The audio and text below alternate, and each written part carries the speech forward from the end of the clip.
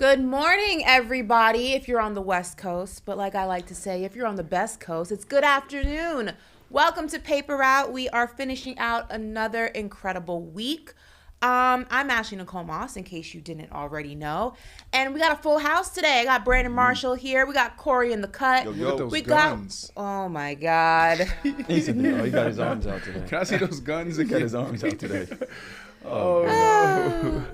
We got Woo in the West. I hear a little bit of an echo. Is someone's mic on? Someone got a situation going on here?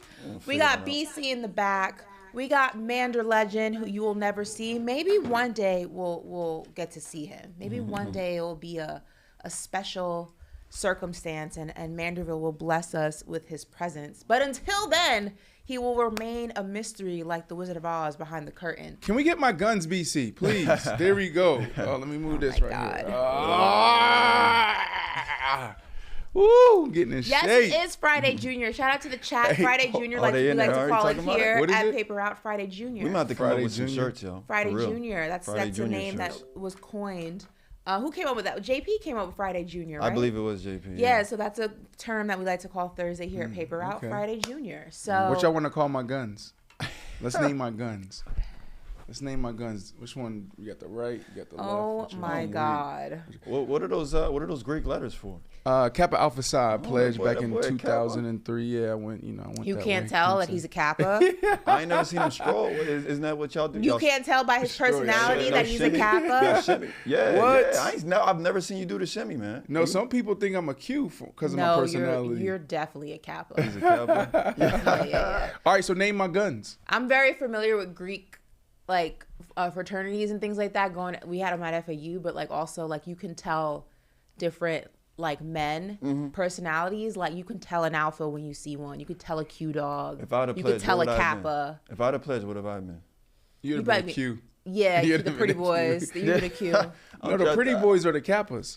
Not all of them. Some of the Qs are alphas are pretty too. I mean, you might have been an alpha. Flavor for everyone. You might have been an alpha. He would have been. a Q or an alpha. I always said I'd have been a Q because one, I'm a dancer. You probably don't know that. You be dancing? I be dancing. Let's see something. No, not right now. Can y'all name my guns real quick? Why y'all not naming my guns? This is not fun. Okay, the left one is mad and the right one is annoying.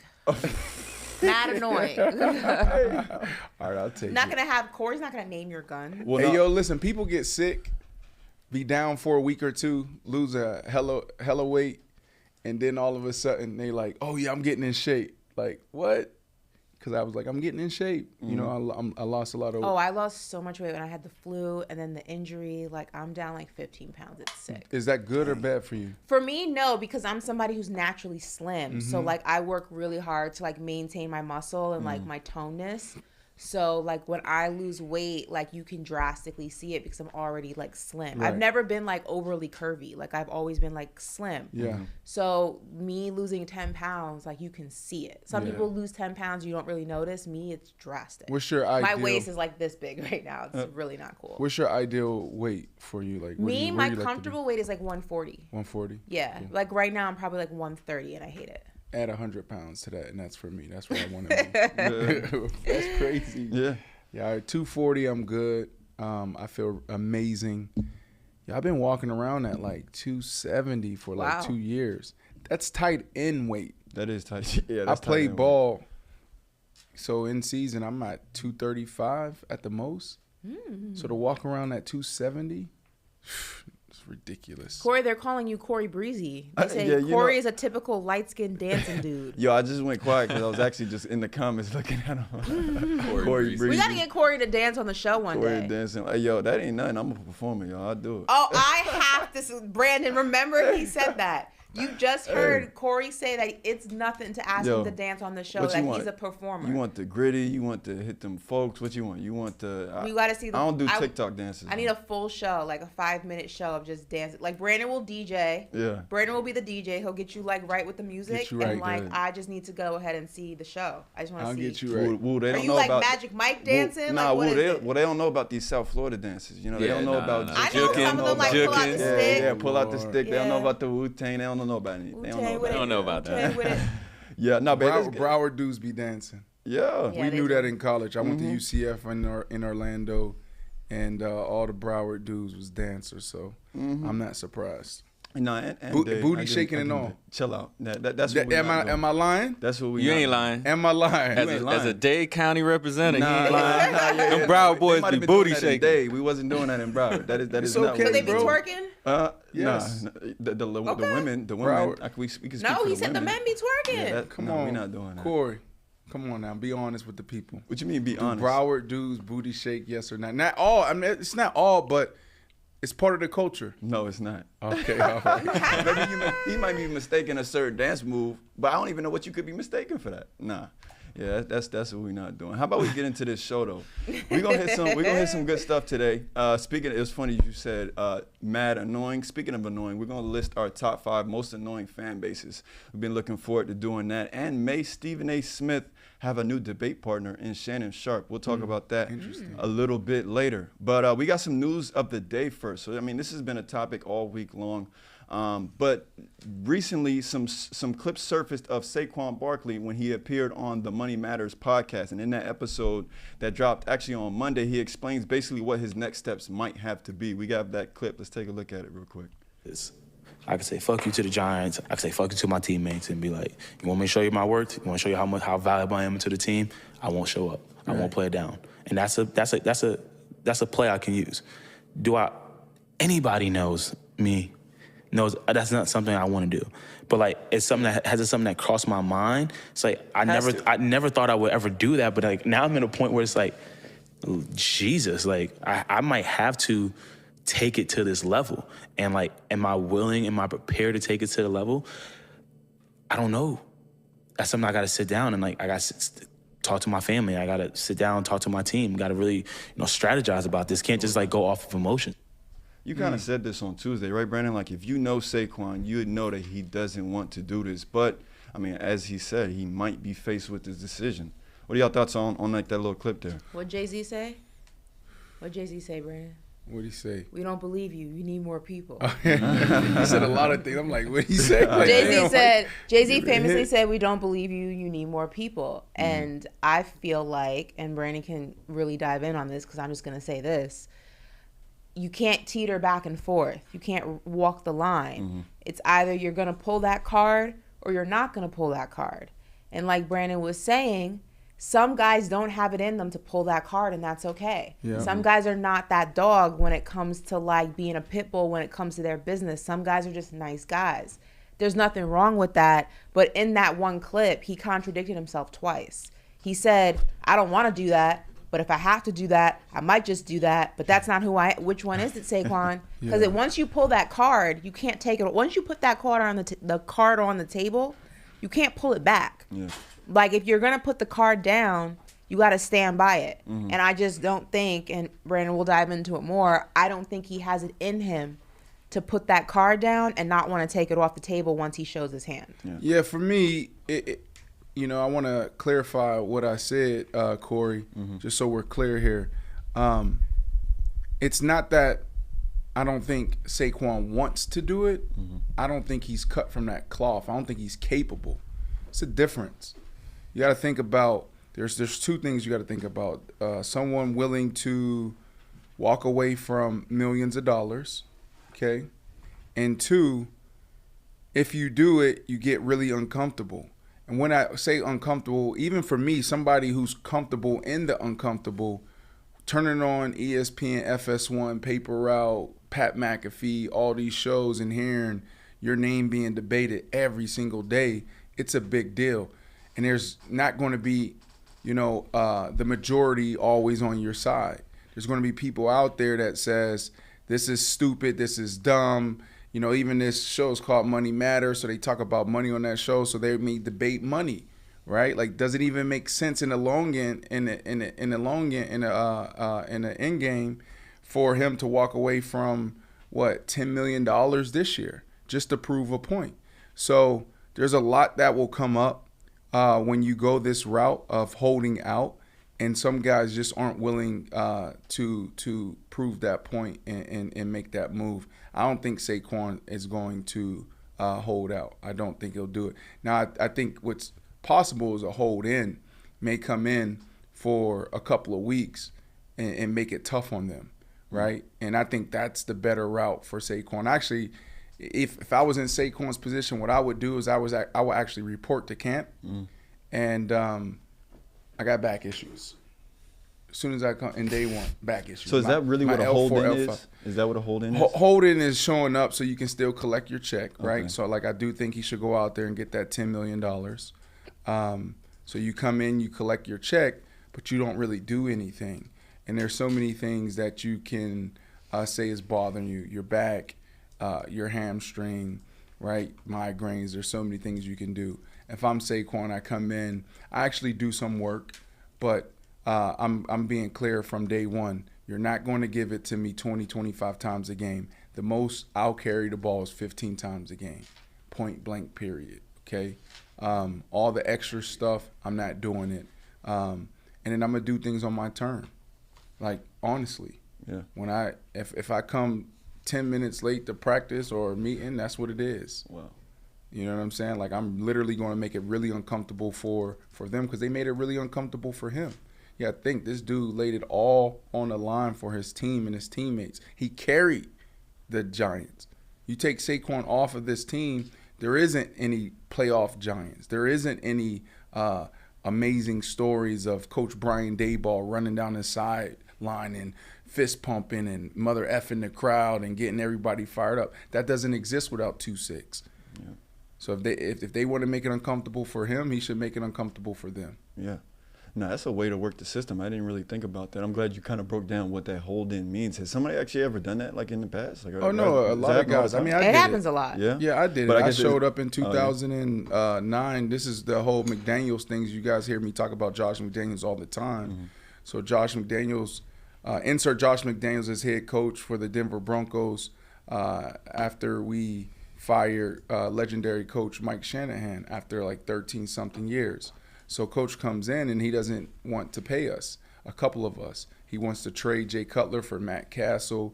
We were #1 offense throughout the entire year, going into the playoffs, and then the Saints, the last game of the season, eclipsed us. And he didn't want to pay us. He wanted us to earn it another year or so. And we said that's not going to happen. Yeah. And so that whole offseason, I showed up, but I sat in the back, had my hoodie on. I didn't take any notes. Now, that's big because it's a new head coach, and he's trying to install his offense. He's trying to install his philosophy.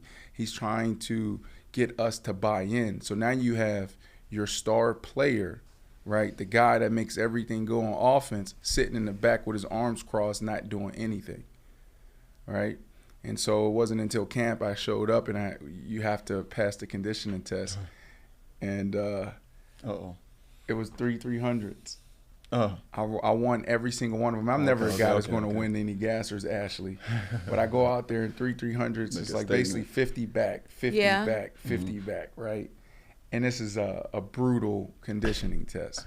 And so I go out there, fucking won every single one of them by like 50 yards. Like Chant, Bailey, don't matter. Whoever's out there, y'all, everybody got to get. I'm showing y'all that I'm the beast, I'm the man, right? So I win every single one of them, and everybody's bending over, getting water. I'm standing there looking at Josh the whole time, hands on the hip, looking at him, just like this mean mugging, like, yeah, this is the beast, bruh. Pay me, right? And then right after the last one, I ran in the locker room. Ran in the corner and sat there like I was hurt. Your adrenaline was pumping, yo. What? I already knowing it was. What? That was just that was just that assholeness, man. Yeah. Like, but bro, when I tell you I was dead for about 3 hours, yo, it was worth it though. That's a holding. But what cost? Right. Yeah, for real. That's a holding. That's a holding. Okay. No, I like how you broke that down. All right, wait, before we move on, yo, BC, can you throw some of those Saquon pictures up there real quick? Just real quick. Yo, Ashley, you ever notice this though? That all of these pictures are against Saquon against the Cowboys? She never noticed that. That's just those are just the photos y'all pulled of him cooking Cowboys. Is that guy still there? 55. Van Der Esch, yeah. But I'm pretty sure if you pull up the score, none of those games they actually won. Get out of here. So I mean, we could do that. Why don't we pull up the scores and see how many of those games they actually won. Hey, all I see is I love one of my favorite things that That's all I Giants see. fans love to do and like the media loves to do is do the Odell one-handed catch in the Dallas Cowboys, but they fail to remember that they lost that game. Did they? Yeah, we won it. Nobody Yes. remembers. So the it's like, score, yeah, man. you got a one-handed catch on us, cool, but you took an L that day. So like, it doesn't really matter. And I guarantee you, out of those 5 pictures, maybe 4 of them were L's for the New York Giants. But like, crazy. y'all can have the photos, cute. y'all got L's and you have no Hey, what running they back. said, photos What's up? worth 1,000 words. Ashley, You have Don't worry no, about it. you got L's in multiple photos and you have no running back. So what's That's going too on? Funny, yo. All right, we're gonna move on. Tony Pollard's happy. If you, we ain't got that problem in Dallas. So. Right. Too funny. All right, guys. Yo, What problem? What's up? What do you mean? What problem y'all We don't got? have a disgruntled running back in Dallas. We good over He there. should be. Well, he's y'all not. have a in the running same back? boat. He actually was one of the I thought 3 that Pollard- did get Yeah. that. Nah, he's license, cool. but He's taking the franchise tag. He's gonna play. He's cool. I think the franchise Okay. tag was actually an upgrade for what he was making anyway. Though, Yeah, right? we like I said, we don't It's have not- that problem. That's in not an Dallas like y'all right now. upgrade. treat y'all running There's backs nothing great, good though. about the franchise tag. You know, I'm and not saying the gonna- franchise No, I tag know is what good. you're saying. I'm simply saying that like he took it. He's not holding out. He's gonna wait for his payday next season. Like There's no payday coming next season. you Have mean? you not seen what's going on with the? he's gonna make more than $10 million next season though. Well, you mean this upcoming season? Yeah. Like, yeah, but what happens if he goes out there and he gets hurt again? Well, you know, now he he's did the break guy. his leg. That's why I think that was so, Right. that really hurt him. He I needs was- long-term- that sucked for him. Guarantee money. Yeah, yeah.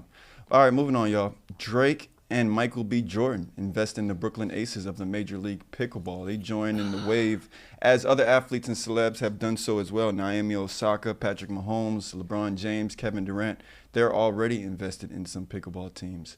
Brandon, you think you'll invest in a pickleball team here soon? Yeah, I mean, I'm really excited about pickleball. I mean, I'm at capacity now with everything that I have going on in my life. I think the next phase for me will be some alternative investments into sports. I have my eyes set on pickleball. I think that'd just be cool, and to see the growth over the next 10, 15 years will be interesting. But I won't put any big money behind that. What I'm really excited about is the MLS. I think in 10 years, the MLS, like these valuations are going to probably more than double and triple.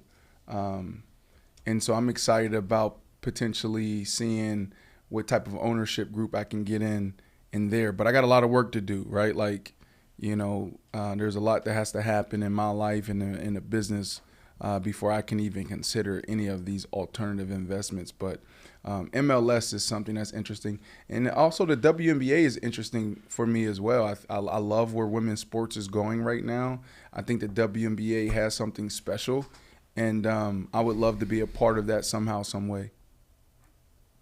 I like this. I'm really good at pickleball. So, for people who don't know, it's kind of like a combination of like tennis and table You said tennis. I'm really good at I am. Like I'm actually really good at ping pong and like table tennis, whatever you want to call it. I got And a it's ping pong table literally right there. we in can the run corner. it. Like so that's my difficult to me, that bro. is my shiz. Like I'm telling you. Like, and it's a combination of tennis and table tennis. So it's like a mixture between the two. I can't see it. I can't see it. I'm really good at table tennis or ping pong, whatever you want to call it. So like in pickleball, the paddle resembles a ping pong does, paddle. yeah. It's not like a tennis racket, and the ball is also smaller than a tennis ball. Not by much, but smaller. It's cool. Like I don't know. I'm not sure like how much it's actually gonna grow. Like I don't know when people are investing in it, but I'm not really sure like what the growth is in it. I'm not 100% a believer yet in terms of like if there's gonna be actual major ROI on this. But it's cool. Like it's fun to play. It's entertaining to play. I know my friends in New York are kind of annoyed though because for anyone who like goes to play pickup basketball games, they take over the court. Like they set it up on the court. And one of my friends put out a video today like, I hate these pickleball people. I just came here to hoop and look what they're doing, playing damn table tennis on the basketball court. Like, No, I so wouldn't tell you. I think they are building out different table tennis, pickleball, like their own spaces. But again, I don't really know enough about like the money behind it and the growth behind it to really be a believer in like if this is gonna be like a legitimate thing. But it is fun to play. So the global pickleball market size valued $13 million in 2022 and is expected to expand 10%. So that's forecasted to come out to be 23 million by 2028. That's not like It's not great. right. Like I don't like that's the thing. Like this is what it looks like for people who don't like. It's Am like I a reading ping this pong right, thing. though?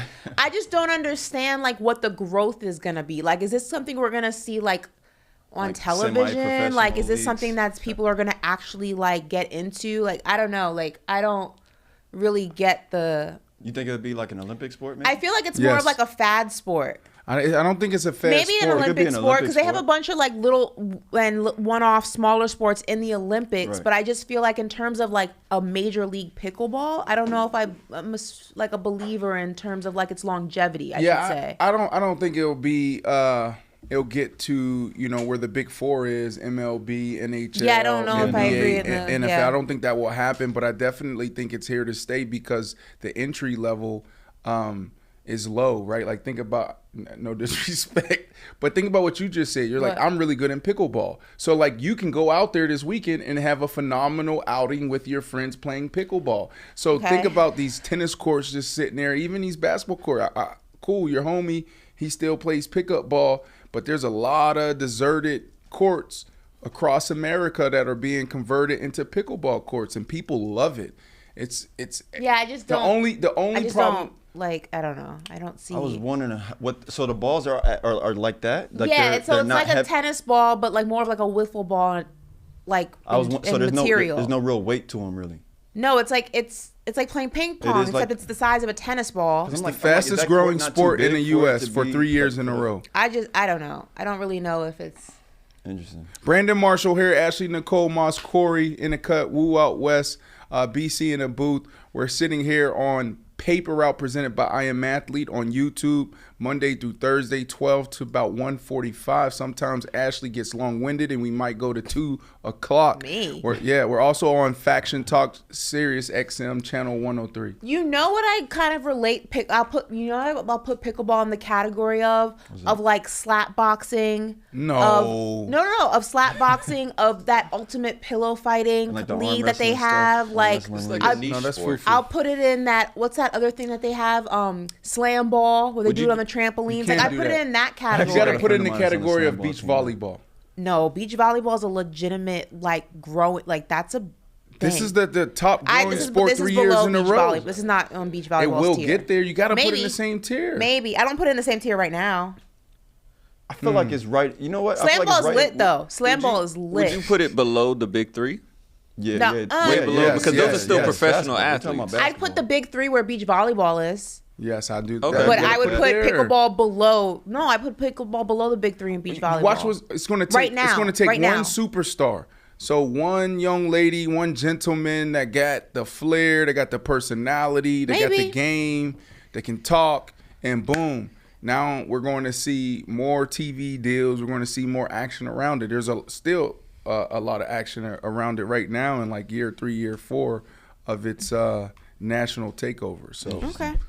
Ashley, I know you had a couple pieces of news. You want to deliver them? Oh, to the shout people? out to the winner of the $1 billion Powerball last night. A single ticket, one ticket, Wow. was sold in California, and that is the winner. After taxes, they will walk away with about $535 million. Yeah. One single person. Usually, it's usually like a ticket like this is split amongst a bunch of different people, Winners, yeah. but one single person won this ticket in Yeah. California. They had a last couple night. million and 2 million, but they just made Patrick Mahomes money.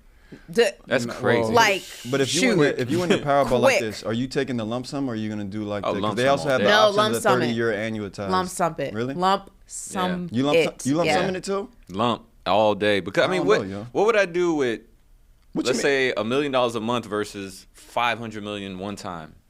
well, it depends I'm on probably- it. You put it in different banks. You let it grow. Like you invest it some places. Like you don't take it out little by little. You just take it out all at once. If you're responsible. If it you're might be smart. responsible, which Well, I think you it would hope depends not. I think I'm on, taking those payments. It depends on what you have going on and Yeah, it does, and, though. and who you are. You know, like that should determine what you do.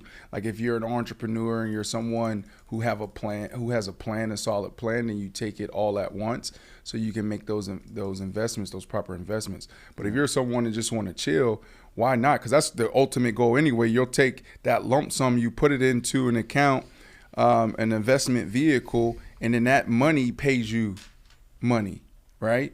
So that's the goal, is your money paying you money.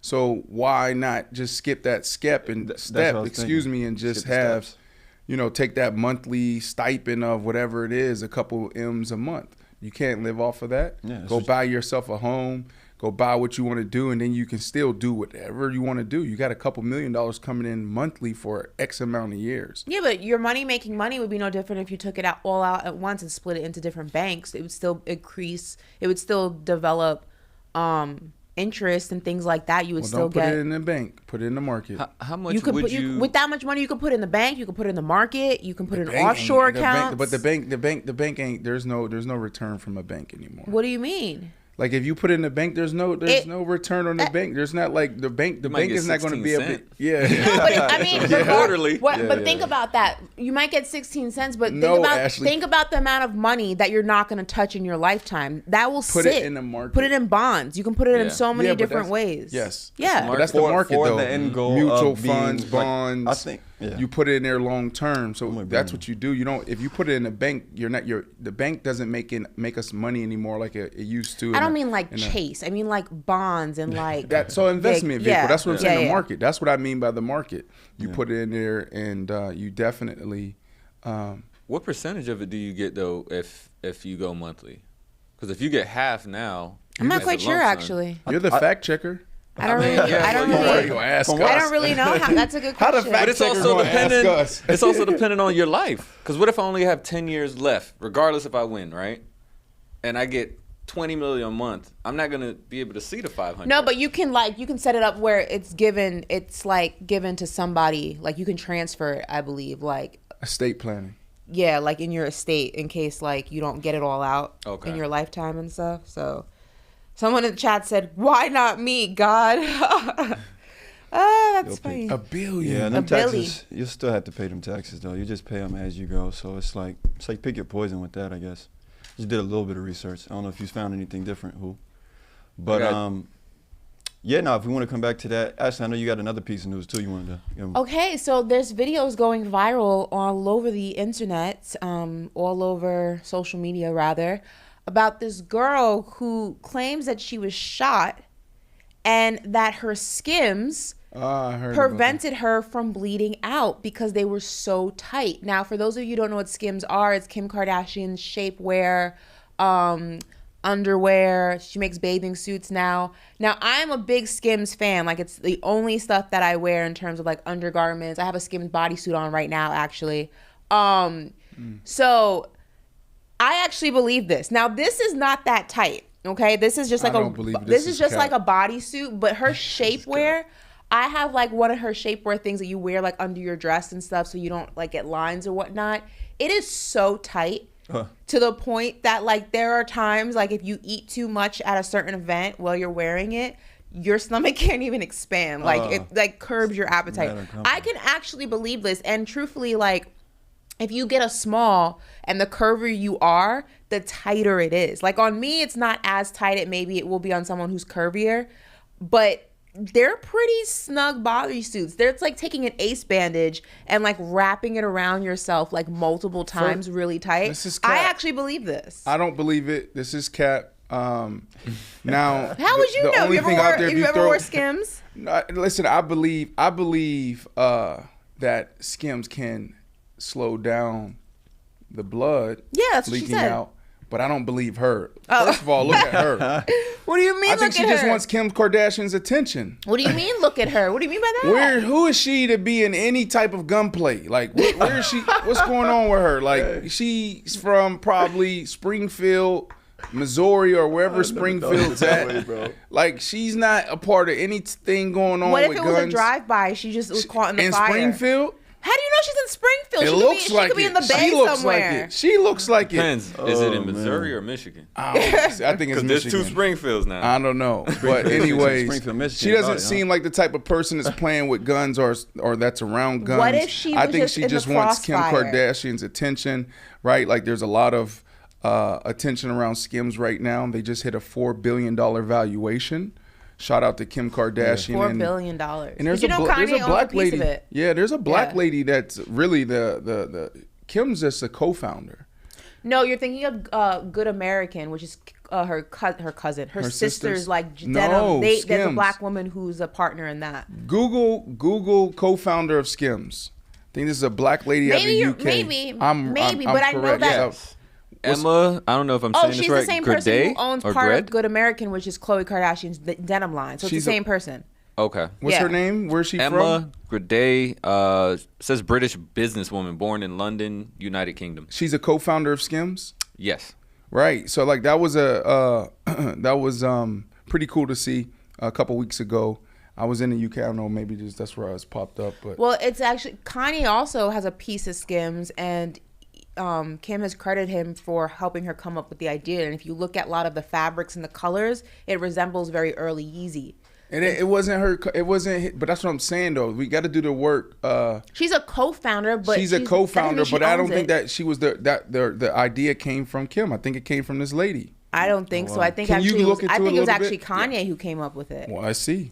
Let's go It to our does fact follow Kanye check. has a kind of like 5% Yeezy stake in aesthetic, right? Skims, though. She has a Kanye? Yeah. Yeah, because he's part of the creative design around very early Skims designs. Like believe it He very may have came in very and- resembles early Yeezy. Yeah, Like the yeah, colors, yeah. the fabrics, like The tones, everything. everything is very early Yeezy. Yeah, I agree. Anything. There's no specifics because they just bunch them together, but it's also I believe her sister or somebody, because it's also a Jen's Gred. It's don't know. Grede, but it's the same last name as Emma. And Yeah, it says they that have she's also, stakes or whatever. But listen, Skims is an incredible business. $4 billion Is it expensive? It's a little bit pricey, but the quality, like you're paying for the quality. Like I wasn't a believer at first. I'm not like somebody who like is an avid, like I'm gonna buy it because of the Kardashians. Yeah. Like that's not my thing. But I am somebody who, if the product's good, I'll pay for it. And I have to say that the quality of her bodysuits to her undergarments to her bathing suits is top notch. Like her quality is up. What's the it's up difference there. between Skims and the white lady that created the undergarments? I feel What's like the name of that brand? Spanx. Spanx, yeah. I feel this like- is Spanx. That's all I Skims feel is. like She knocked off Spanx. It's shapewear. Like I feel like this though is a little bit like, I feel like it's a little bit sexier than Spanx. When I used to think of Spanx, it was really for an older demographic. This is a little bit sexier. The colors are more in line with where fashion is right now. The material feels different. The cuts are sexier. Like Spanx is a little bit, it's changing now, but Spanx used to be for a much older demographic. Like women in their 30s, 40s, Right. 50s. This is like young girls can wear So, this so stuff. for all of our male listeners and audience out there, would this be a great gift? For Yes, their get your ladies? listen. If you're in a bind, get your girl some Skim bodysuits, some Skim bathing suits, some Skim underwear, bras. The quality is amazing. Like, and I'm not somebody who says it if it's not true. It's the only stuff that I wear. Yeah. All right, I got one more piece of news for y'all before we get into the top 5 most annoying fan bases. Okay. Nike relaunching the Kobe Bryant line in August, and to be exact, on 8/24 Kobe Day. They're gonna start relaunching and re-releasing some of Kobe's shoes. I need a pair. I need a pair of Kobe 5s. Are they gonna re-release the Grinches? I don't see them up there. Maybe not those, because Damn it. those were super exclusive. Edition Kobe's. These are all the Kobe shoes. Yeah, these are all the shoes that they're gonna begin releasing on Kobe Day 8/24, and I think for like a series of a period of time they'll start releasing these. But I hope they have Vanessa's blessing, right? yeah, Oh, for sure. Oh, she's okay. been They're working on involved. this Yeah, for she's been a involved, couple years. and she made an I'm- announcement back in March that they had re-signed something with Nike. I'm definitely gonna buy a pair. I'm not gonna ever wear them, but I'm just gonna buy the pair just so I have them. Which pair on this little graphic right here would you buy? The grays for me. The ones at the I bottom. like the bottom grays middle? and I like the red, blue, and white. Exactly. The one joints. top middle. No. Second row. The 1, 2, 3, fourth row in the middle. Okay. I like the gray. I do like the white ones. Give me bottom right. Give me Yeah, I was second gonna row say in the bottom middle. right also is fire. Give me bottom right, second row, one in the middle, and the shoe on the right. Give me all 3 of those. I'm not gonna wear them, so honestly, I would take whichever one just to have it. Just to kind of just have a shoe. Just to have it like just relaunch. just to have a Kobe shoe. Yeah, I'm never gonna wear them, so just take whichever one I can get. Truthfully. Yeah, no, Sorry for everybody listening in. Can't always see our beautiful graphics on YouTube, but that's okay. Follow us on Instagram. Maybe you'll catch a graphic or two.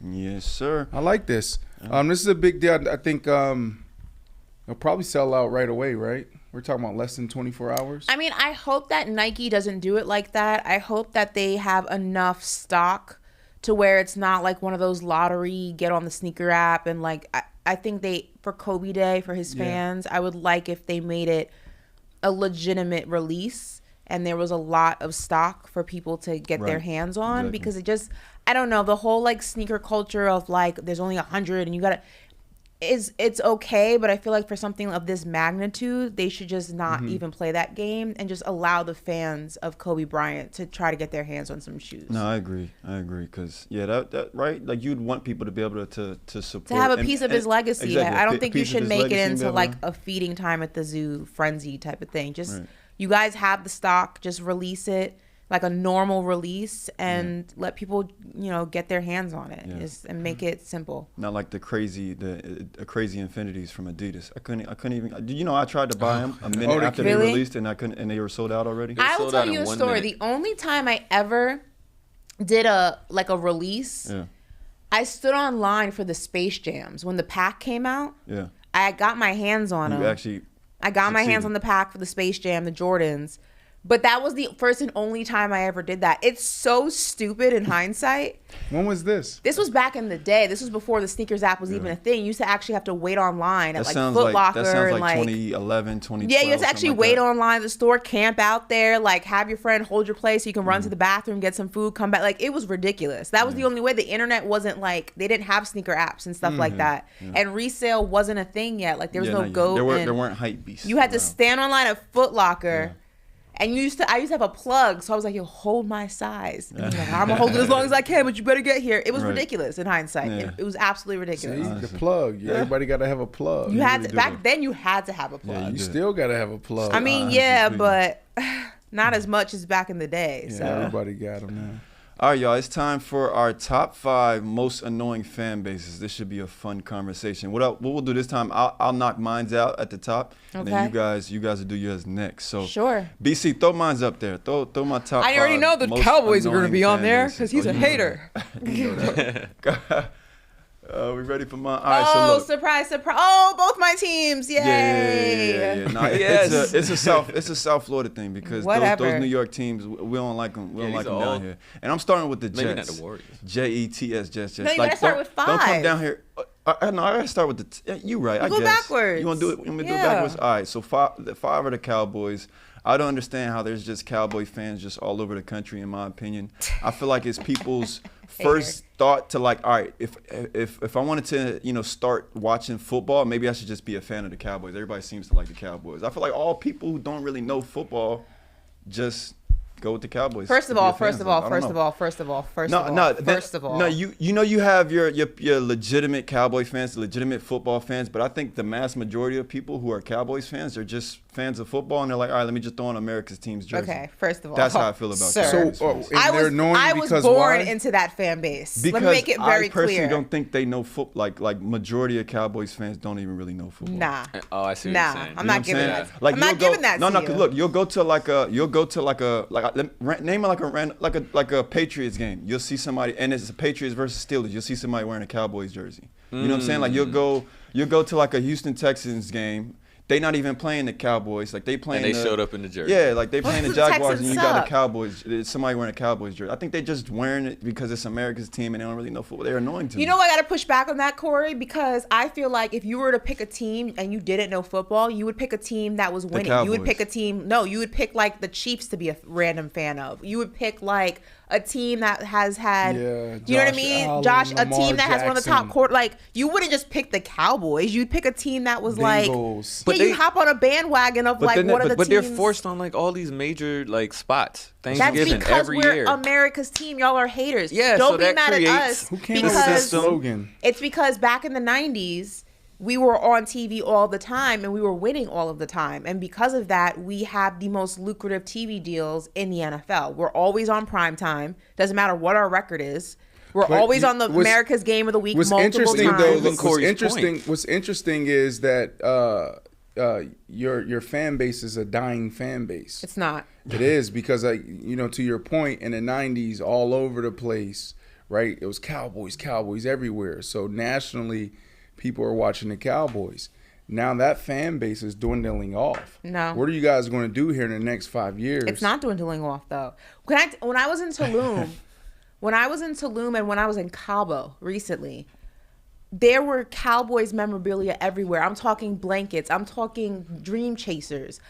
Dream catchers. I'm talking ceramic helmets. They are everywhere. Take over Mexico. That's it. Everywhere. Cowboy Mexico. Fans are everywhere. Don't hate us because you ain't us. All right, who you have as Cowboys? They're the number 5 most annoying fan base. Then we got the Warriors. This is how I feel about Warriors fans. I could see that. This is how I feel about Warriors fans. I feel like Warriors fans randomly came about in 2015. I don't feel like there's no true OG Warriors fans. Warriors fans don't know who Baron Davis is. Warriors fans are nowadays don't know who Jason Richardson is. They don't know who Monte Ellis is. Like, they weren't watching the Warriors with these guys on those teams. Like, so if you can't speak about the Warriors like these guys, then you're not a Warriors fans. I think they're bandwagoners. They just joined the bandwagon when KD joined and they won 2 back-to-back.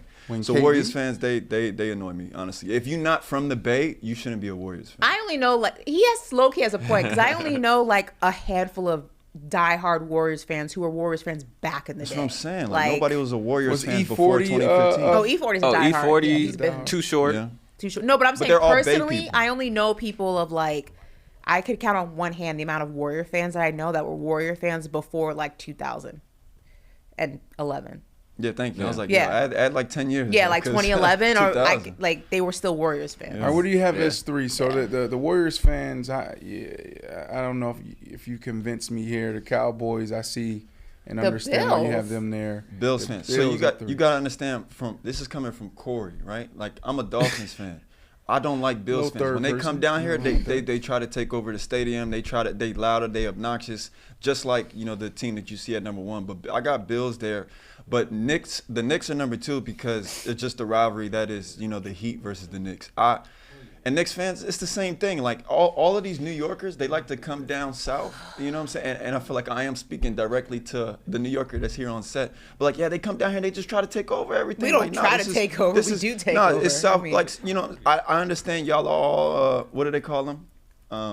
Snowbirds, and y'all like to come down it's here. It's not even snowbirds. We live here South now. Florida. I know. Yeah, no, they all migrated. Y'all just set up shop and became residents. This is South Florida. We Dolphins fans down here. So forget the Bills. They in the AFC East. Forget them. Are we Dolphins fans down I think you might be the only one. Stop. Yeah.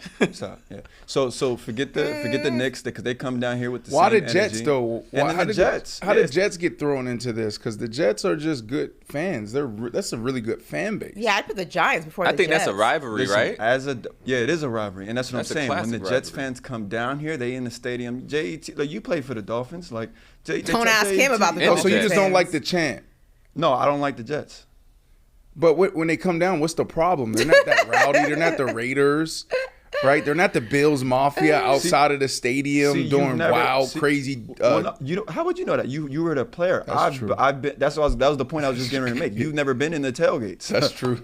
You always in the stadium. You don't know that. These New Yorkers crazy, especially Jets fans. So it's bad. Yeah. They talk they trash. I got a friend of mine who's also a Jets fan. He from down here, they born and raised like down here? Yeah, he's actually from that's down. crazy. I'm a tailgate this year, and he has family from New York, so he's kind of like a second. Your list first sucks, generation Corey. South Florida. That's no Sound problem. like some New York That's no hate. problem. But I don't your list sucks. I don't like any of these fan bases. Boom. All right, great. So Ashley, would you like to go second, or you want me to go? You can go. Go ahead. I'll go last. All right, let's see. I already know who's on his most list, annoying fan bases in sports. So I'll do what Ashley said we should do. We'll reverse engineer this thing starting at 5. The Knicks. The reason why I'm annoyed with the Knicks fan base is because they just keep talking. It's a lot like the Cowboys. The Cowboys, unfortunately, didn't make my list, but they could have easily made my list because it's the same situation, Ashley. You guys talk as if you guys have this amazing culture of winning. You guys talk as if this is the year where, not this is the year, you guys talk as if you guys are coming off of back-to-back Super Bowls and championship title runs, and it's just nothing. It's letdown after letdown after letdown. And so I have the Knicks here because of that, and then I can also add to it when, you go as a player, it's an amazing environment to play in, but you also have to be careful because they'll spit on you. They'll curse. Okay, hold on. Some derogatory things that shouldn't be said by fans. I'm not giving you the spit. I'm not doing that. They spit on Trey. No. One disgusting, just non-real Knicks. I'm going to tell you right now, real Knicks fans can't afford courtside seats like that. That was some out-of-towner no, it wasn't. who was in, yes, it was, or some trust fund baby who was feeling himself. Real Knicks fans would never spit on a player. Well, they may curse you out. They may say Trey is balding. They may tell you to go F yourself, but they're not going to spit on you. Or F your mother. F your mother. That is true. That is true. But they're not going to spit on you. F your mother. I can't give you that. They won't. They will curse you out, but and they then will let's not go spit get on a you. coffee after. So the Knicks fans is at 5. Let's see what else we have here at 4. The Patriots fans. The Patriots fans, they're just so bougie. They think they know everything, right? Like I don't think that they're not educated. I don't think that they're spoiled. I don't think that.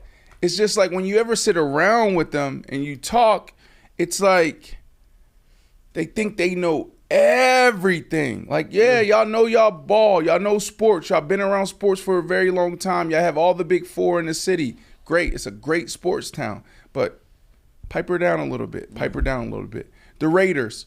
When I played ball, played for a very long time, this was one of those games, away games, where no loved one of mine could go because you may not return.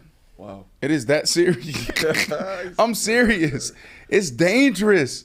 Jeez. Especially back in the day when you were playing in Oakland, it was dangerous. Yeah. Now things have changed now that the team has made its way to Las Vegas.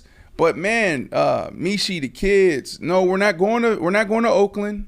Even when they came in town, had to have extra security. The Raiders fans just show up differently. Even for us as players driving into the game, our bus.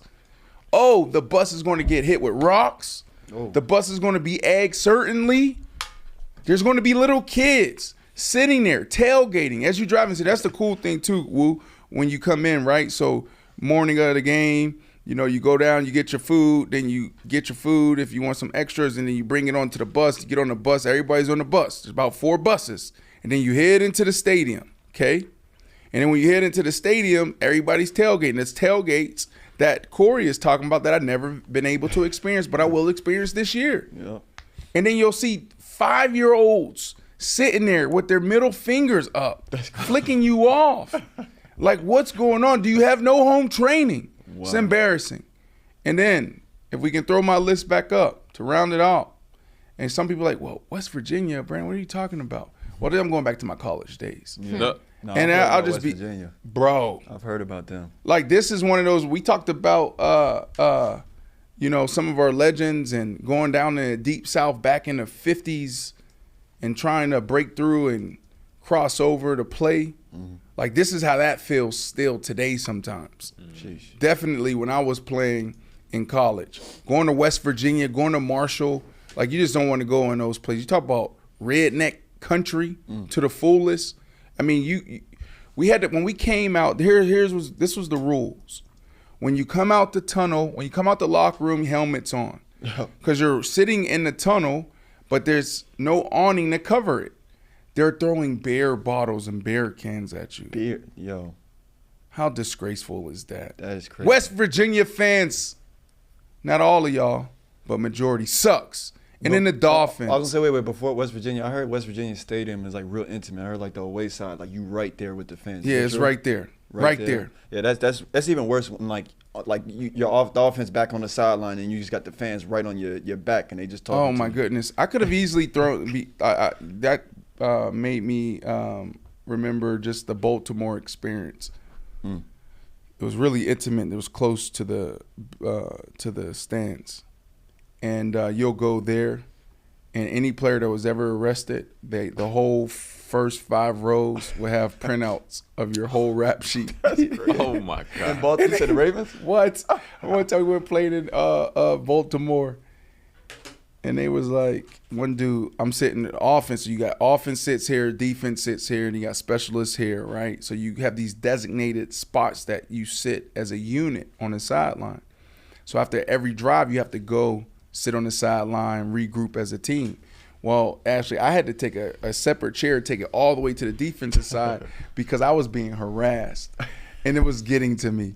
I had a gentleman sitting there, actually, every time I came back, he'd be like, Brandon, tell me what happened in 2014 at Burlington Coat Factory. They say that you were shoplifting. You stole sheets?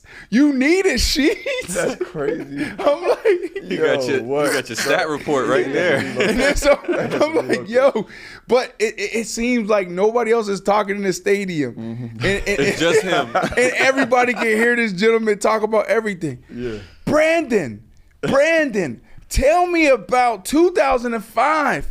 You were trespassed at Denny's restaurant at 5 in the morning?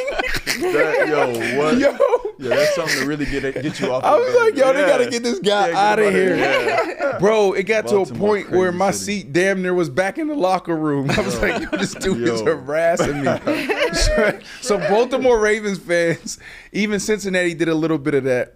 Yeah, They easily could be on this list, but I found that to be a really good tactic. Like, like every fan base should do that. Like, yo, if you've been arrested, we printing out your rap sheet and we just Brandon. That's how he was talking to me, Ashley. Brandon, 1 o'clock in the morning. What happened in Orlando, Florida? Like, That's crazy. Did you get off your Dolphin slur though? Listening to him. all right, what's my last one? The Dolphins. The Dolphins, fickle. And a lot of it is not, there's the Coreys of the world, then there's the Ashleys of the world. Now, Ashley, you came down, you migrated to South Florida. Y'all held true to y'all roots. Dallas Cowboys, the Knicks fans, so I salute you guys.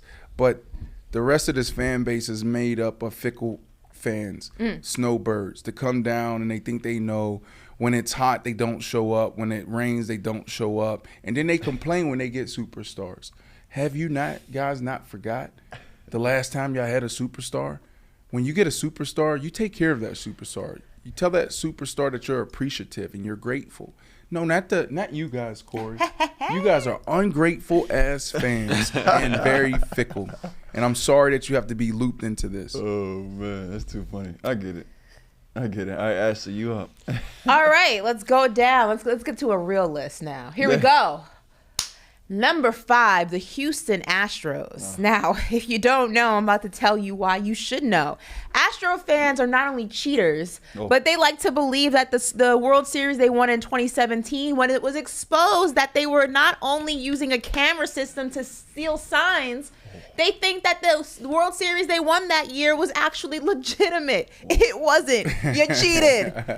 But you can't tell them that because they walk around with the head held high and their chest poked out like they were really deserving of that World Series. You cheated for it. It doesn't count. We don't believe you. We know what you are, and that is a franchise of cheaters. That was bad. Yikes. It was bad. bad. You got That was exposed for horrible. cheating the same year you won the World Series and had the audacity to still celebrate it like it was a legitimate World Series. Bye. Bye. Biting it. That was a good one. And Losers. unexpected. I like that. Number 4, I'm going with Notre Dame. Notre Dame fans are delusional. Notre Dame fans have yet to realize that they have not won a national championship since 1988. But they will still walk around like it is the year 1988. They think that they are a dynasty. They think that they are still competitive. They think that they are still the team to beat. Not to mention, they've had 13 bowl appearances since 1995. Really? Yeah. So That's like, it?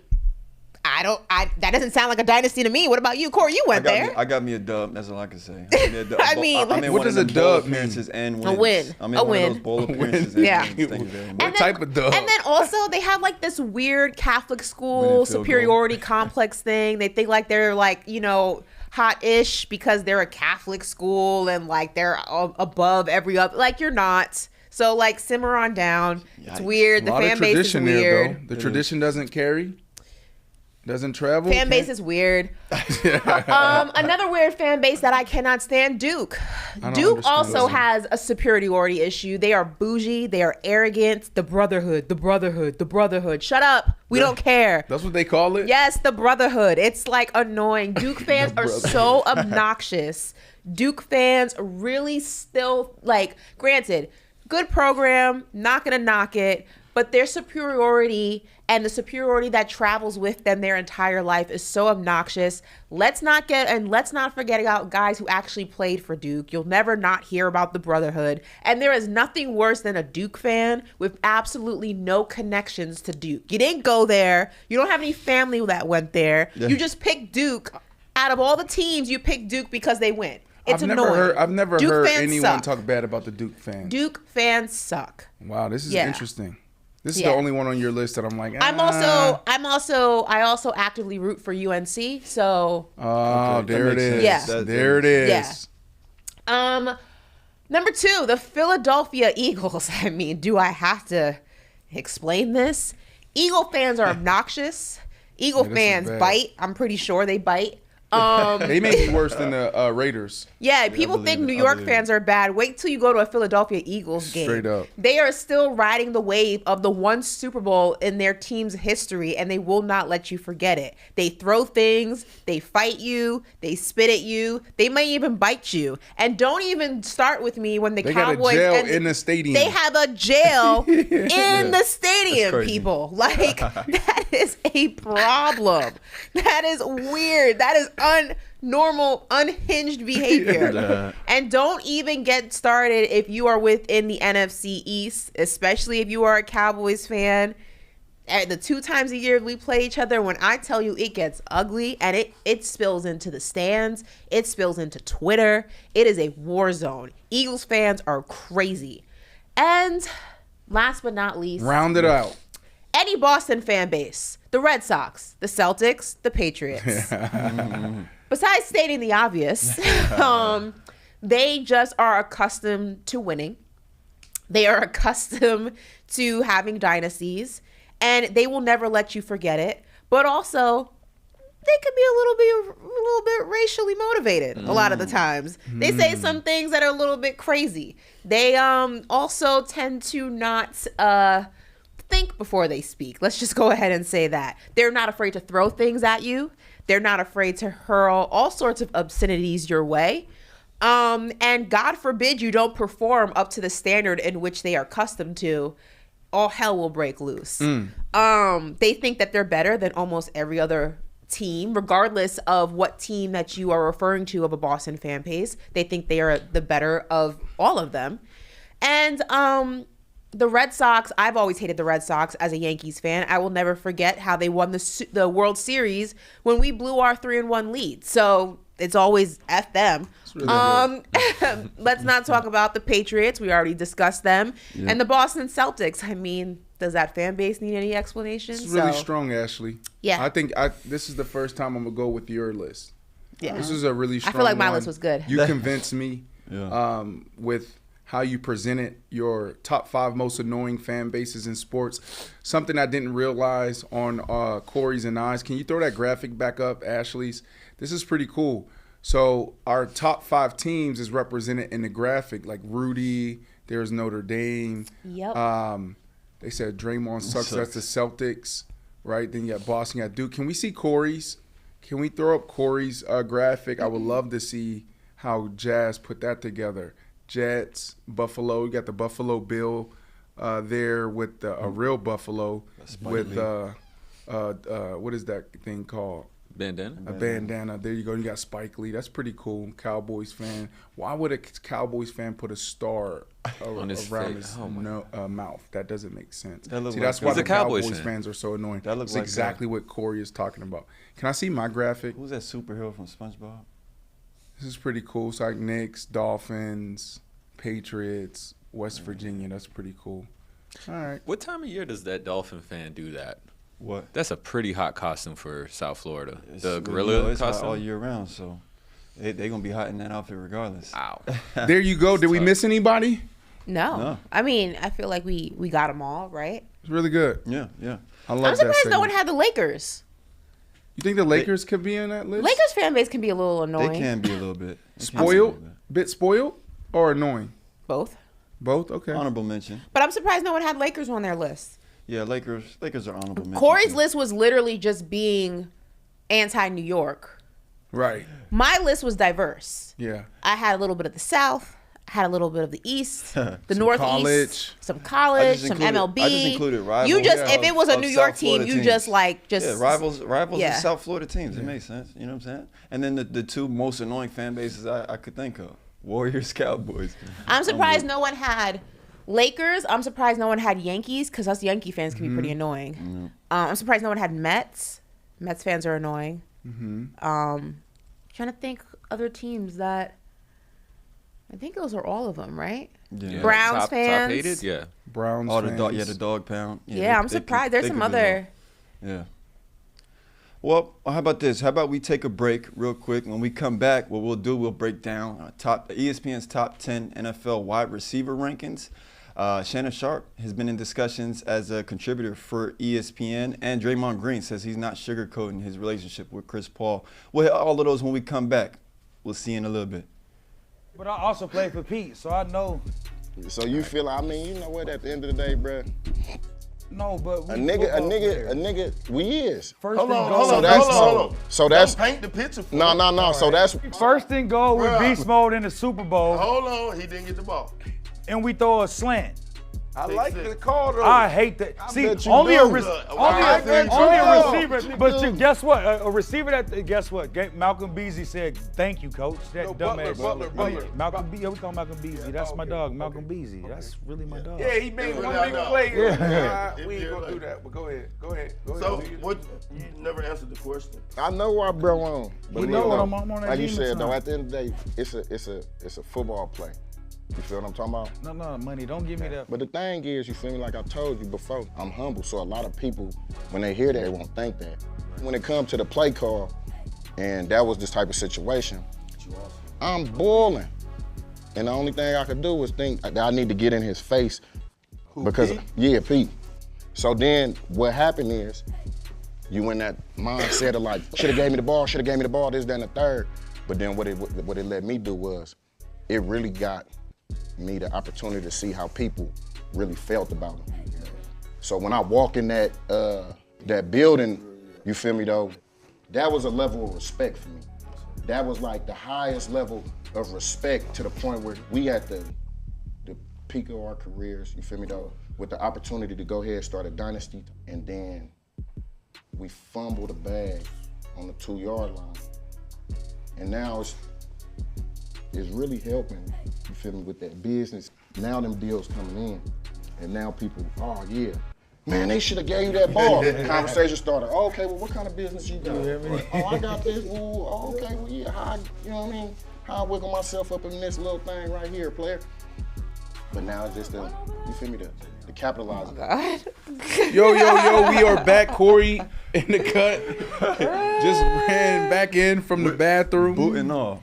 I'm excited about that. That was a clip from Marshawn Lynch episode.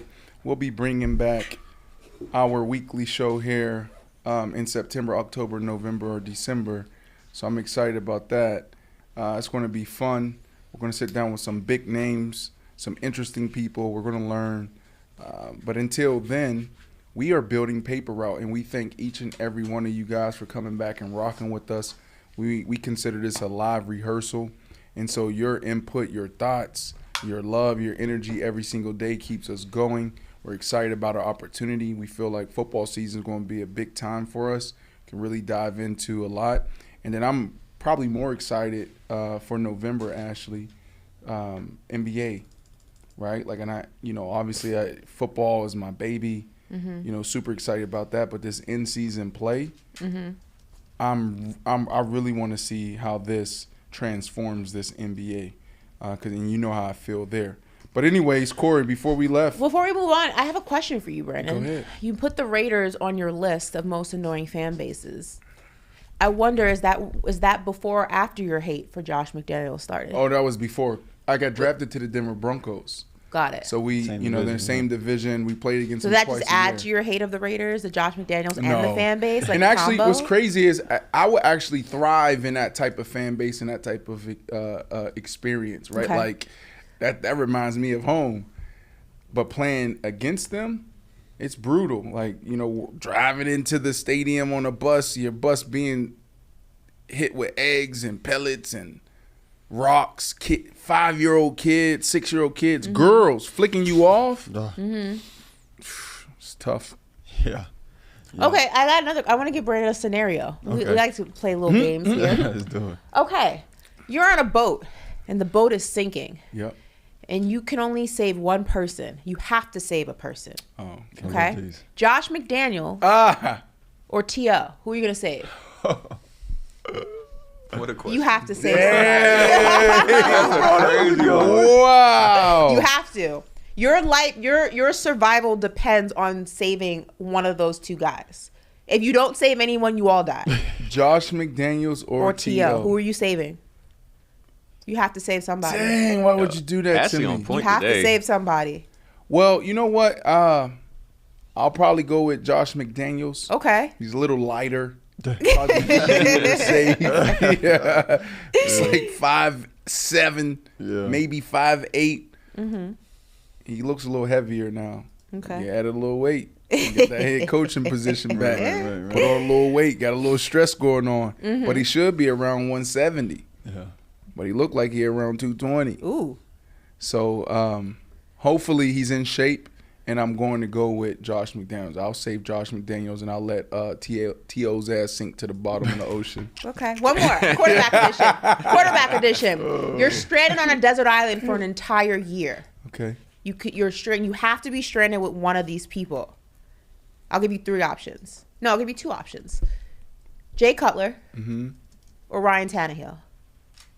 Oh, Jay Cutler for sure. Why? Because you think he'll have survival techniques? Yeah, I mean, he's super smart. I mean, look at him now. He's half of his content on social, I believe, is him hunting, doing something wild in the wilderness. You know, so he's an outdoors guy. He's from like Santa Claus, Indiana, or Christmas, Indiana. Santa Claus, Look that up. Is it Indiana? Santa Claus, Indiana, or Christmas, There are some Indiana? odd names Look in that Indiana. up. That's Please. a real place? Yeah, that's a real place. So like he's accustomed to being outside and surviving. Santa Claus. It's Santa Claus. Indiana's where he's from. That's a good pick then, Okay. because you're thinking survival techniques. And then also, like, I have it's a love but you guys would have to relationship, talk to each other for an entire year. which is fine. Like, it'll force us to get back to the other side.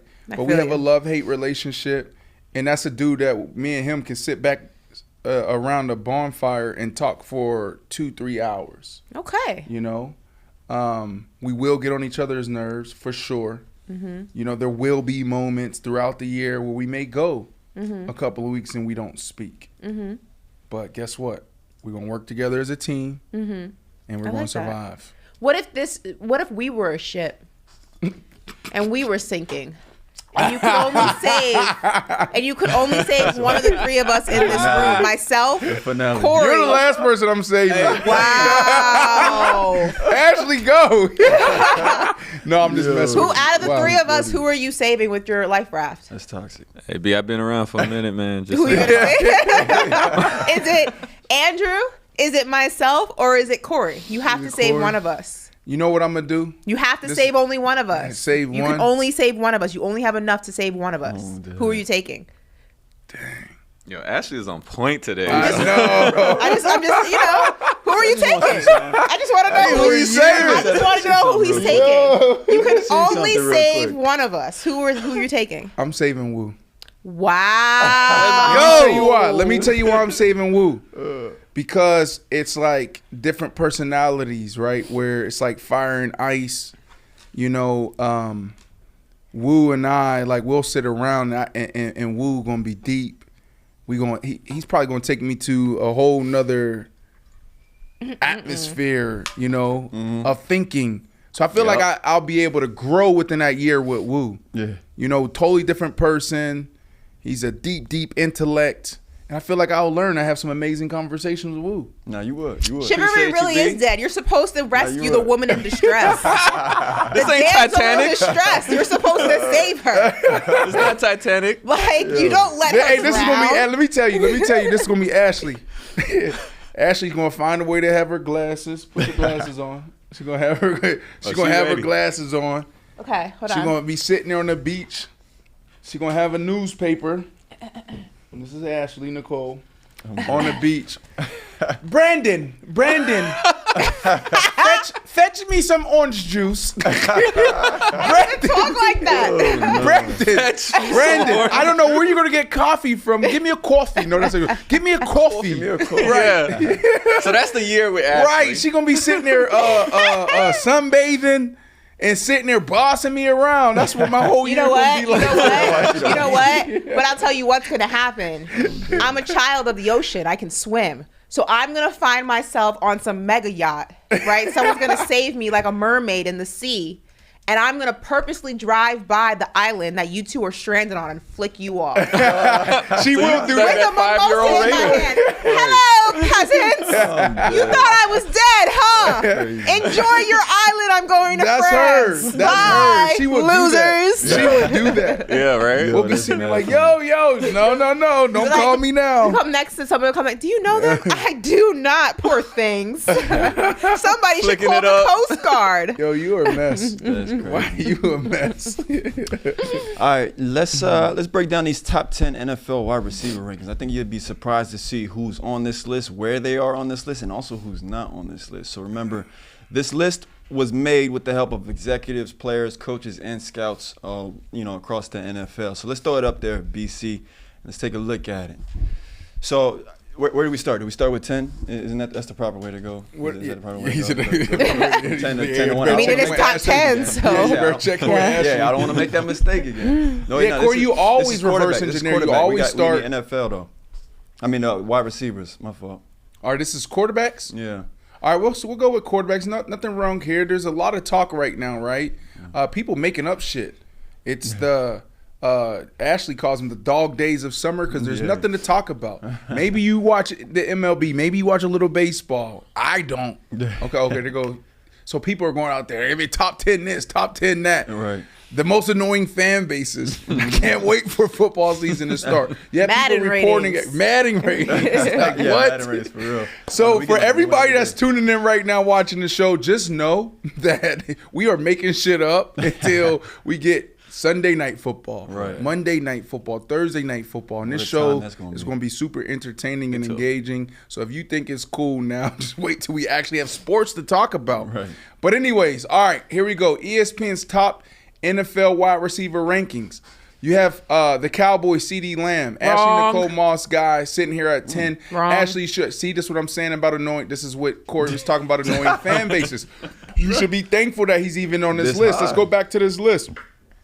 This is an interesting one, right? Most overlooked, Terry McLaurin, Scary Terry from the Commanders. Some of you guys may not even know his name. Right.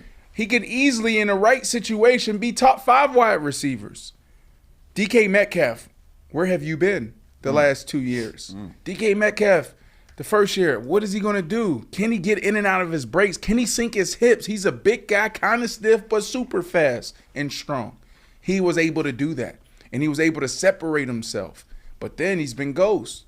He was in the top 5 discussion. Hell, a couple of years ago, I had him as my number 1 receiver in the league. Wow. He was that dominant. A.J. Brown. Wow. Is this just right? Stephon Diggs. Whoa. Is this too low? Stephon Diggs at 6? Are you kidding me? Yeah. Cooper Kupp in front of Stephon Diggs?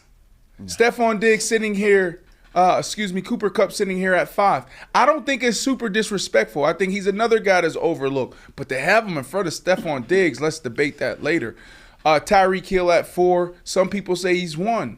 Jamar Chase, Devontae Adams, and Justin Jefferson sitting here at number 1, rightfully so, because he had a crazy year last year. He had a crazy start to his career. I don't know if there's been a better start to a wide receiver's career than Justin Jefferson has had. Yeah. No, there hasn't. Statistically, there isn't. Ashley, is there anything missing here? Can we throw that back up one more time? Sorry. For Ashley Nicole Moss to digest. I think Stephon Diggs is too low. I think I would swap him and Cooper Kupp. I'd put him in the top 5.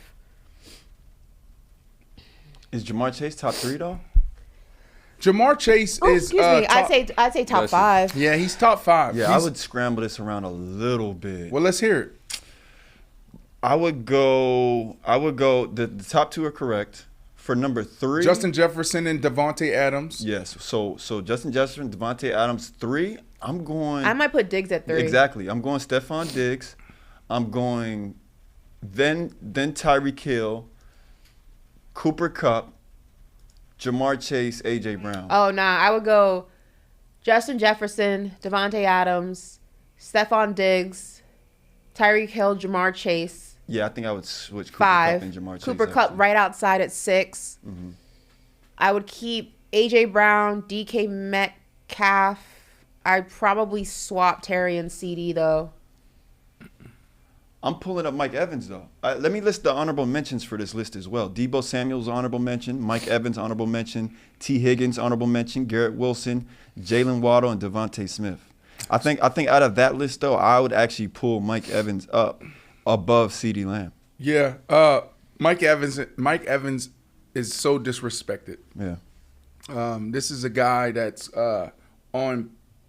We just talked about him a couple weeks ago because he came out a week or 2 ago and said that he wants to break Jerry Rice's record of consecutive 1,000-yard receiving seasons. Right? Mm-hmm. So why isn't he on this list? Think about what he's done. I think it's 9. Has it been 9 seasons in a row of 1,000 yards plus? Yeah. He's dynamic. Yeah. A name that you mentioned, Garrett Wilson. I think we need to prepare and be ready for Garrett Wilson. Yeah, Garrett Wilson. Garrett Wilson to be thrown into the top 5 discussion after this year. Some people say that he has the skill set of a Justin Jefferson. This dude is like that. He's special. And you insert, might be a pause moment, may not be a pause moment, depending on what show you're on. We don't really play the pause game. But I just wanted to clarify that. Who's that guy for in Corey Kansas? And Wu. Huh? That guy in Kansas Joe was talking about? Dick from Kansas. Joe said, I like Dick from Kansas. No, you gotta pause. He goes, I like Dick from Kansas. The pause was actually there. Right. But now you insert Aaron Rodgers, Corey, and I think that Garrett Wilson could easily be in this discussion next year of top 5 wide receivers, and we could be having that discussion hitting into the halfway mark. Yeah, exactly. I was gonna say early in the season we might see already some huge performances from him. But actually, I'm dragging. I might even drag DK out of that top. Yeah, 10 I was gonna ask, are you surprised DK's even in the top 10? I am very surprised. I'm not surprised that DK's there. DK is dynamic. DK's a beast. Let's look at his stats really quickly. But there's an argument that you can replace him with Mike Evans. There's an argument that you can shuffle that around a little bit. So DK, you're on the clock. You got to step up. Let's go be dynamic. Yeah, because if you ask me, I think I might actually even take CeeDee Lamb over DK. Yeah, because I'm looking at, he had 2 1,000+ seasons, but the second one is only 48 yards over. So it's like he really technically only had 1 1,000-yard season. And you talking about DK? So he got to step up. So 2,000. Well, look. Like Garrett Wilson, he had a sneaky, really good year last year. It wasn't an explosive year. Touchdowns, Yeah, but 2019 he had 9. DK Metcalf is having a hell of a start to his career. No, for sure. But I'm shocked though because I haven't looked at his numbers. No, for sure. I'm just trying to. We all know the NFL's a what have you done for me lately? Ashley, 2022 he had 90 catches. Yeah, that's a lot. It's a lot of catches. 1,048 yards. That's what it's like. That's not typically a DK Metcalf. That's why I said it wasn't explosive. 11.6 yards a catch. He only had 6 touchdowns, but. Man, 2019, 58 catches, 900 yards, 83 catches, 1,300 yards in 2020. 2021, 75 catches, 967 yards, 12 touchdowns. And then last year, sneaky, 90 catches, 1,048. Definitely under the radar because of, you know, the Seahawks as a team. You know what I mean? Like these other guys that we've mentioned on this list have a little bit more of the showmanship in terms of the teams that they play for behind them. The Seahawks definitely have flown under the radar since Russell Wilson left. Like, no, I don't think anybody is like honed in on them as much as they were in the past. So maybe that's part of the reason why we're like, should he be on this list? Primetime games. Right. But when you pull up his numbers, that's a different conversation. You know what I mean? But even when you pull up CD Lamb's numbers, that's what I want to see. That's the progression I want to see. DK's taking a dip, then he comes back, and hopefully next season he's good. But you got CD 935 with 5 tubs, first year 1102, second year 6 tubs, and then 1359 9 tubs. Like that's the progression I like to see.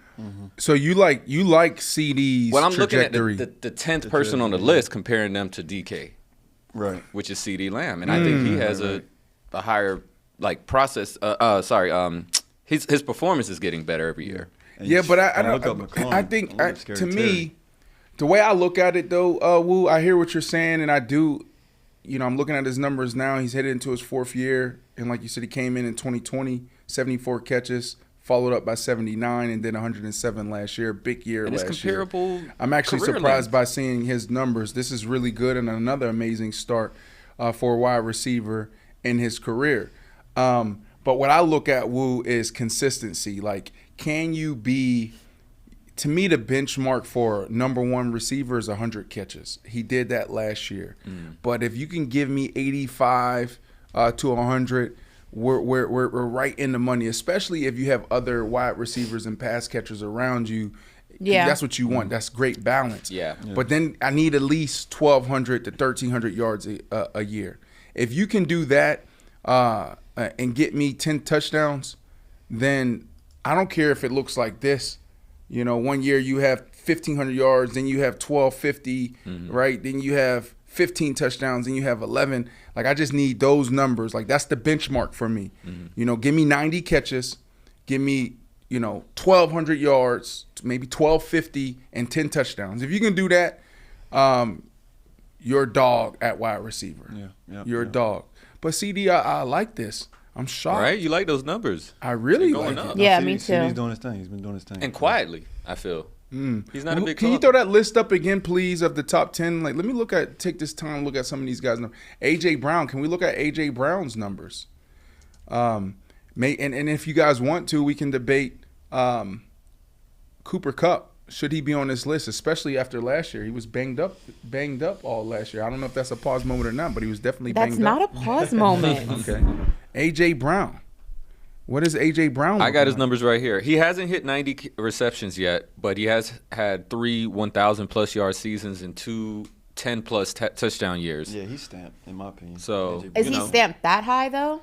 Like his last season was He's a almost dog. 1,500 No, he yards. is, but when you take into account that Mike Evans isn't on the list. Yeah, that's You disrespectful. know what I mean? No, Like, I think Mike Yeah, I don't Evans know should why be Mike right where Evans DK is, in my opinion. Can we? Who would you take off for Mike Evans? so you think DK? DK. I You think think- DK Okay. is like 11. Can I put maybe. that list up for a second? You'd DK's put Mike 11. Evans below AJ Brown?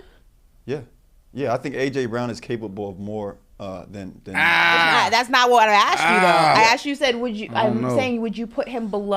I would, yeah, and that was my reason. Nah, was I would saying, I probably- think A.J. Brown in my opinion, he's a better route runner. He's better run after the catch. Who He A.J. catches Brown? just as well. Yeah, You being disrespectful, Am bro. I really? Why are you think- talking about Mike Evans like that? What That's you crazy. mean? I'm a big Mike. I was the one that said I would pull him up and put him in the top 10. I would put, if I had to, I would definitely. Can I see the list one more time? Sorry. Before you go, can everybody go around real quick and name Mike Evans quarterbacks?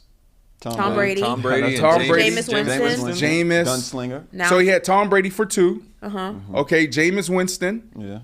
Yeah. Ryan Fitzpatrick. Was it Mike Freeman was there or the Freeman kid? Yeah. The Yes. light skinned Josh boy, is a pretty Josh boy. Freeman, now Josh it's Baker Freeman. Mayfield. Josh Who else? McGowan. Josh McCown. Yeah. Keep going. It's similar career that I had. Yeah. So I had 17 quarterbacks throw me the ball. I don't know how many quarterbacks threw him the ball. And this is why I'm saying it's disrespectful, Corey, is because a lot of times when you see a big wide receiver, because we don't move like y'all, it's like, it's easy to overlook a DK Metcalf. It's easy to overlook a Mike Evans. Mm-hmm. But his numbers with all these different quarterbacks throwing the ball, 1,000 yards, 9 years in a row? Yeah. Are you kidding me? Yeah. That's what I'm saying. I would put him before I put A.J. Brown. No, The only blemish on his career is that for some reason he can't handle the gentleman in New Orleans. Lattimore, right? Oh, I was like, where are we going? Ashley, you Yeah, got to he watch can't. that storyline. Like No, he you, really like can't. I know you watch ball, and I know you've seen this, but like that battle, Yeah. is like Josh Norman and OBJ. Yeah. That's like, DeAndre Hopkins and I got D'Angelo one. Hall in practice. Crabtree and what's his name? Talib. Talib, yeah. Like I don't get it. He cannot get. No, this is common in MMA. Some guys just have your number. Yeah, I mean, That's it's pretty just much it. Like every styles, time you fight right? them, you probably just gonna lose because they got your number. Man, Lattimore's a dog too. I would just swap. Let me see the list up for a second. I would literally just put. It would go Justin Jefferson, Devontae Adams, Stephon Diggs, Tyreek Hill, Jamar Chase. I'd put Mike Evans. That's No, it. Mike Evans at 6. respect. I'd put A.J. Brown after. So I keep A.J. Brown in the same spot. Probably Cooper Kupp 8. Okay. I ain't mad at that. I'd put CeeDee Lamb 9, DK Metcalf 10. Let me go viral real quick. I go viral real quick. Let's go viral. Take the floor. Can I go viral? And everybody in the chat, y'all help me go viral. We're going to clip this and repost this. Thank you for putting Mike Evans. For sure. I put him at in your 6, right top 10. outside the Put him top at 5. 6. All right. So this is going to be a quick little viral moment, about 25 seconds. Okay. That's it. All you need is about 20 seconds to go viral. That's it. That's it. All right. Let me get in the mode and character. This man crazy. Let me go. There's art and science I'm in TV. scared. right. All right, here we go. So right now we're talking about the ESPN's top 10 NFL wide receiver rankings. And if you look at it, there's some amazing names on there, but there's no Mike Evans. What else does Mike Evans need to do to show and prove to everybody in the football community that he's that guy? 9 years in a row of over 1,000 receiving yards. Had guys coming off the streets throwing him the ball. Now he has Baker Mayfield and he's going to do it again. This dude is about to break Jerry Rice's record for the most consecutive 1,000 plus yards a year mark. And we still won't even put him in a discussion, let alone on a list. This is disrespectful to Mike Evans. Mike Evans should be upset. He should boycott the NFL and all the NFL fans and all the writers that's discussing the top 10 and won't put him in there. And that's my thoughts on Mike Evans and his whole top 10 discussion. How did I do? You did great. Was it good? Yeah. Can I go viral? That's retweeted. That's not up to me. Is So. that I didn't go viral. Something like that. That deserve a retweet. I ain't That gonna lie. deserve That deserve a a retweet. retweet. Yeah, that deserve a retweet. No, I hear you though. No, Mike Evans, yeah, it was disrespectful not having him on How I do, chat. Tell me how I did. Are we going to go viral or not? He's not going to break it this year, unfortunately. I know. I don't know why. That's probably where they're going to be like, Brandon, what are you talking about? He needs 3 more years to break it. 3 to break three. it. 2 to tie it, 3 to break it. Okay, he's not going. How did I do, chat? Let me know. Thumbs up or thumbs down? Will we go viral, yes or no? Yeah, I think it's enough emojis in there to What are they saying? Emojis. What the emojis talking about? No, it's just Someone laugh- it's put a just bunch of laughing yelling emojis, It- which is it- like it speak gives- facts. Okay, Yeah. speak, go It's Bucks, giving baby. viral. We shall see. Okay. Well, we got some more clips to make because I want to talk about Shannon Sharpe in discussions with ESPN to be a potential contributor. I don't like it. You don't like it? Yeah. So Stephen A. Smith says to be on the lookout because tomorrow on his podcast he may or may not, talk about Shannon Sharpe. And then of course Shannon Sharpe, this particular, I'm speaking on of a Stephen A. Smith tweet. Shannon Sharpe quote retweeted that. He said, "What you addressing on Friday? I've got some free time, so feel free to FaceTime me before my meetings." Hold on, go back. What'd he say? That was just the announcement of Shannon Sharpe that's- retweeted something? There we go. Yeah. So that's what Stephen A. said in response to the announcement of of Shannon Sharpe potentially becoming a contributor, and then Shannon Sharpe quote retweeted that and said what he said. Hold on. Look for me on Friday. Look for me on Friday, folks. I'll be addressing all the things I need to address. Back on the Stephen A. Smith Show. Podcast on Friday. Then live on First Take Monday morning. See y'all in a minute. Buckle up. Yes, can somebody do Shannon Sharpe's voice? Oh, I don't. What you addressing on Friday? I've got some free time, so feel free. I can't see now. No, I'm about to snap. This how he To FaceTime me before my meetings. Popcorn. He said, no, popcorn. No, this how you gonna say it. This how you say it. What you dressing on Friday? What you Got some addressing, free time, Skip? So feel free to FaceTime me before these meetings. Hold on, But Ashley, you gotta do Let me take a shot at it. Hold on, let me take a shot I at it. can't do it, so don't even ask me. No. Let me take a shot at it. Here you go. With the death is on Friday. I've got some free time, so feel free. You know he got that list. That is not how he He talks. talking like that. With the death is on Friday. Oh my God. I've got some free time, so feel free to FaceTime me got a before list? my meeting. You sound like Mike Tyson. That's how he be talking. That is not how he sounds. Show us. you- I don't know how to or do Michael it, but I know that's not Strahan. how he sounds. Try. I thought Corey's was the most accurate. Do it again, Corey, but put your note, pause. Put your gotta put a tongue lisp in the on middle. it? Yeah, put a lisp on it. See if you can. What's the address Friday? I've got some free time, so feel free to FaceTime me before my meetings. BC saying we need more bass. a little bit more bass. But I was asking Alright. Ashley if she want to do that new TikTok trend for the remainder of the tweet there. Popcorn. Oh no, I'm cool. That trend is going crazy. I'm dead. Yeah. So that's Shannon Sharpe. Dude, to me, I don't know. This sounds like a rollout. I feel like it's already like said and done. That not said and done, obviously, but I feel like this is a sign or a tell that he'll more than likely be on ESPN. What y'all think? The reason why I don't like it is because, look, man, Stephen A. Smith can go out there and make $40-50 million himself on his own podcast. Same with Shannon Sharpe. Shannon Sharpe has done a phenomenal job with his own podcast.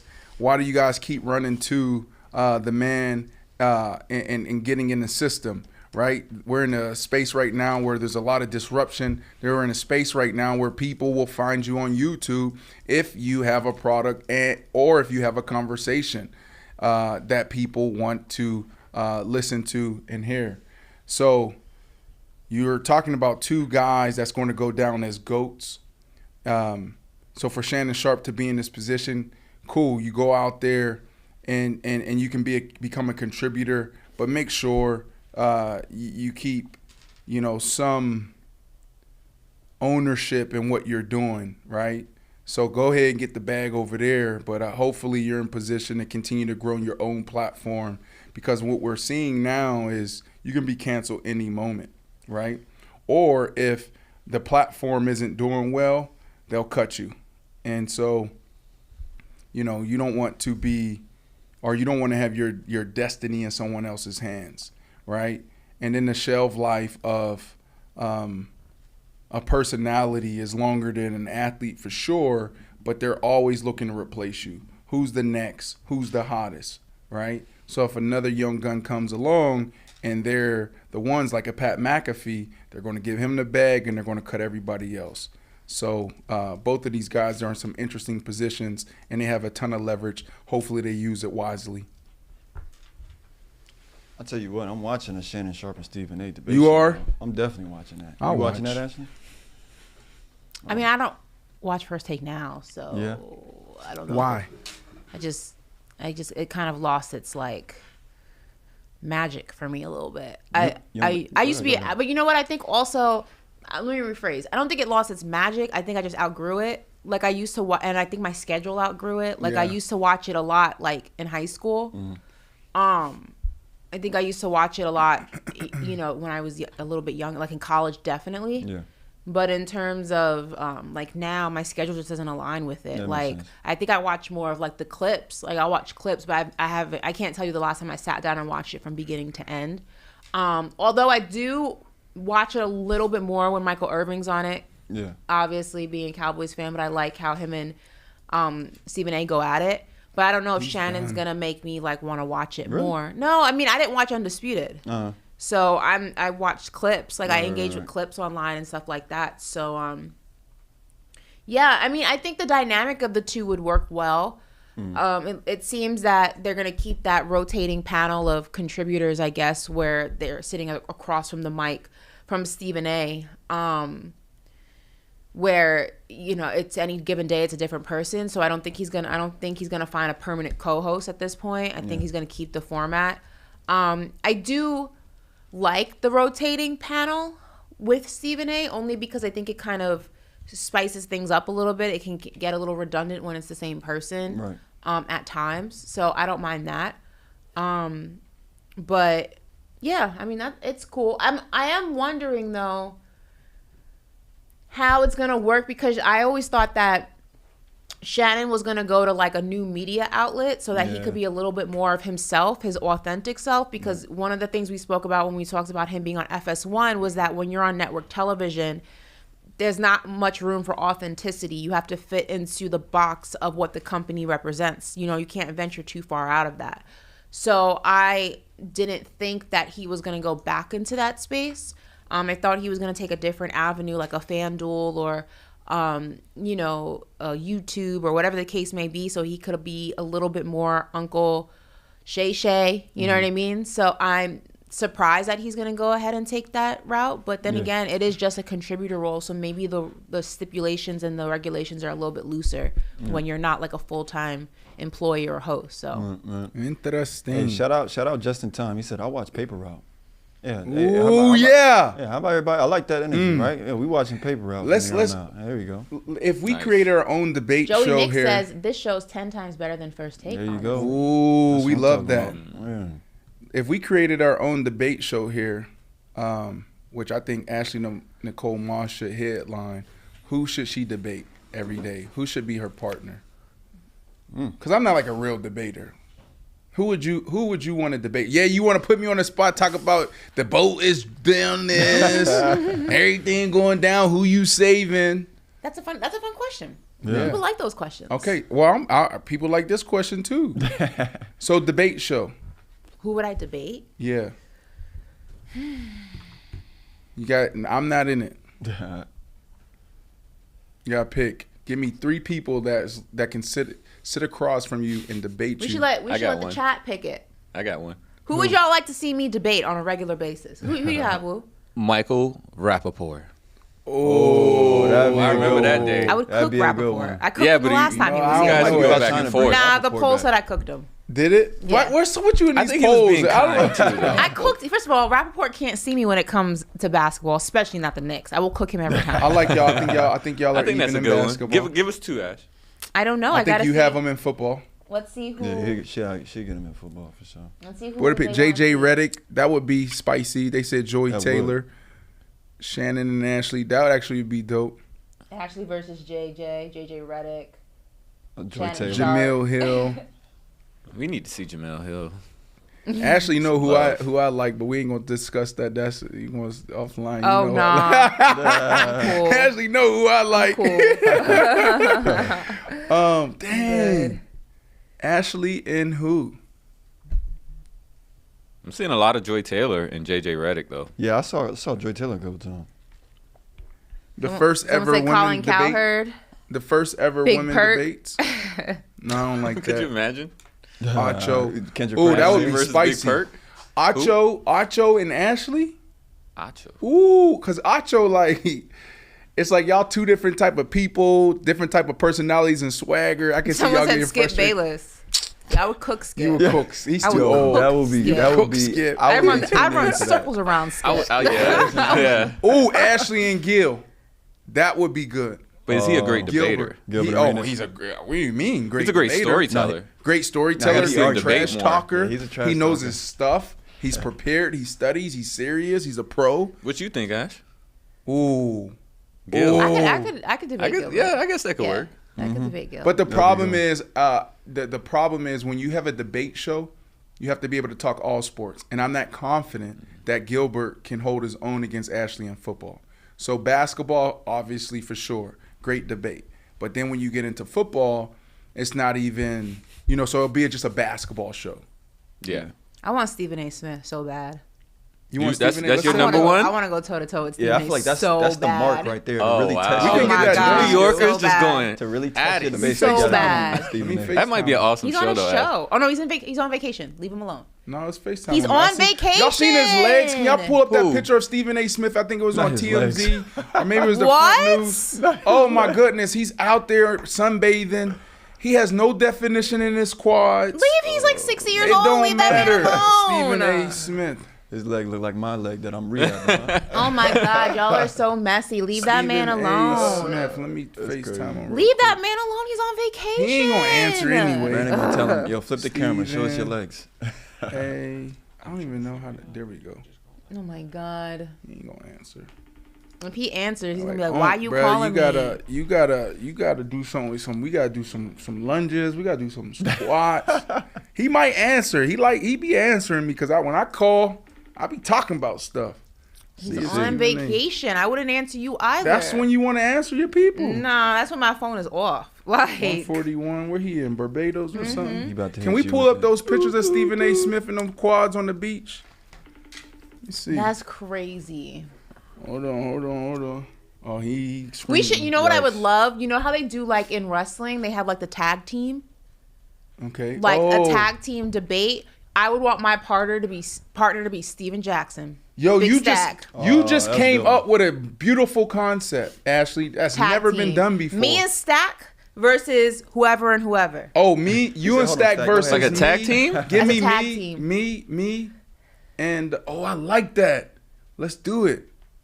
Me and who? Give me somebody. I'll join that show. Draymond. Hell no. Hell no. Me and Draymond start fighting. Yo, speaking of Draymond, we Yeah, got, I would. like, I want Stack. We could do a tag team debate. It's me and Stack versus Brandon and whoever. So like I'll have to like me and you would be here because like you gotta be a special person to debate you. Stack. What does that I don't mean? think Stack is a hard debater. nah, Stack's a good debater. He is. I don't know. Stack's a good He be getting his debater. points across. Stack's a good debater. Yeah, I'll I'd say he take gets his points Stack across. because Stack he can talk some. Me and Gilbert Arenas. I'll take Gilbert Arenas. We'll cook y'all. That would be no. We would. We would cook We y'all. would cook you guys. Me and Stack versus you and Gilbert Arenas. What? Nah, That you're could be Y'all don't have a insane. chance. Yo, That could be You're going insane. down. That Nah. might be a little battle right there. That's the show. Yeah. Ashley, you just came up with something. Nah, you just definitely came up with losing. something. You definitely losing. Yeah, I'll cook Ashley's You ass. definitely losing. Yeah, give Ashley him go over there. serious Gonna be, topics. oh, I don't want to hear nothing. No. I don't want to hear no We need no a trial nothing. No run. mercy, no Nah. nothing. We need a trial run of that. Tap out. Nah. Tap out. First of all, Stack would take on Gil, and you would lose in NBA debates every time. See, that's the problem. This is what I So- need you to understand. That's why I'm excited about NBA season. I had so much going on the last NBA season. Like, I really wasn't watching like that. Yeah. Now I know. I'm Okay. telling you.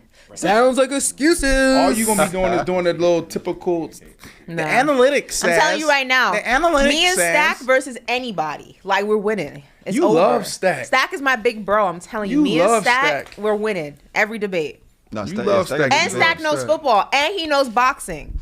Yeah. Give me Gil. Gil doesn't know football, and he Don't doesn't matter. know I'll boxing. get You him be right. you I'll be get at a him right. deficit. All I'm gonna say to Gil is, listen. All you got to do is approach it from a player's perspective, locker room. That's it. That's what I do in basketball. Okay. Right, like from a position, like I'm always taking an angle. Well, from an athlete's perspective, yeah. There's Ask me any question in basketball right now. And watch how I come up with something. Uh-oh. Ask me any question in basketball. You think I'm playing? Go ahead. Go. Okay. Boom. Chris Paul doesn't want to come off the bench. How is Coach Kerr gonna go ahead and implement him in the lineup? This is not even a conversation, Ashley Nicole Moss, because Chris Paul at this phase of his career knows going in that he's coming off the bench regardless. You're going into the Golden State Warriors. We're talking about a team that created a dynasty. You got Steph Curry out there. What do you think? You're not going to sign off on going to the Golden State Warriors without even approving or accepting your new rule. Your new role. This reminds me of Carmelo Anthony. Back in the day, Carmelo Anthony had to sit on the streets for a couple of years because he wasn't accepting that position in that phase of his career where he's coming off the bench. Chris Paul has accepted that he's coming off the bench. So if Chris Paul isn't doing that, then he is deranged. Chris Paul is lost, and Chris Paul need to retire. It's time to hang him up. If he thinks that he's going to go to Golden State and actually become a starter. I know, right? Ooh.